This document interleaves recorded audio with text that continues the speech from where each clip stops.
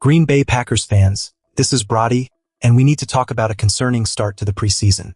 The Packers opened their preseason schedule with a disappointing 28-9 loss to the Pittsburgh Steelers, and it raises some eyebrows regarding the team's offensive capabilities moving forward into the 2026 regular season.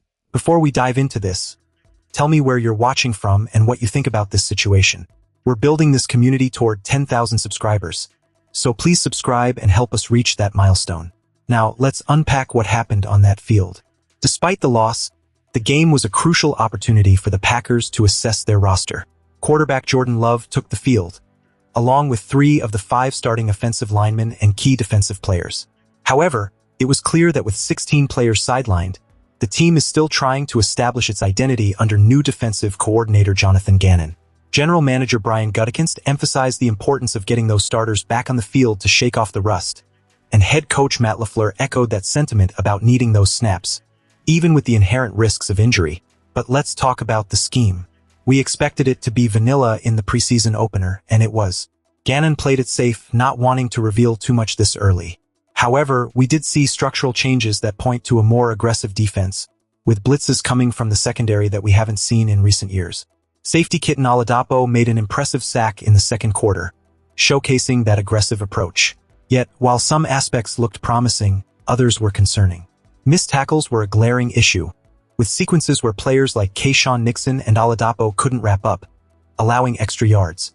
Improvement is essential here if they want to compete effectively.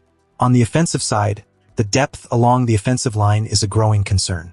With key players like left guard Aaron Banks and right tackle Zach Backoby-Wheel not suiting up, LaFleur had to shuffle the lineup extensively. The 5th-round rookie Yeager Burton started at left guard, and Jacob Monk was moved around, which didn't inspire confidence. While Burton held his own, Monk struggled, and the question remains: who will step up at right guard?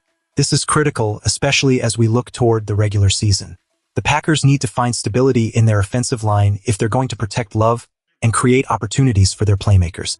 One player who did shine was 2nd-round rookie cornerback Brandon Cisse. His aggressive tackling was a bright spot, saving a touchdown late in the first quarter. Cisse's physical presence could be a game-changer for the Packers' defense moving forward. All in all, this preseason opener has revealed some significant issues for the Green Bay Packers. The offensive line depth is a major concern, and the tackling needs to improve drastically if they are to compete at a high level.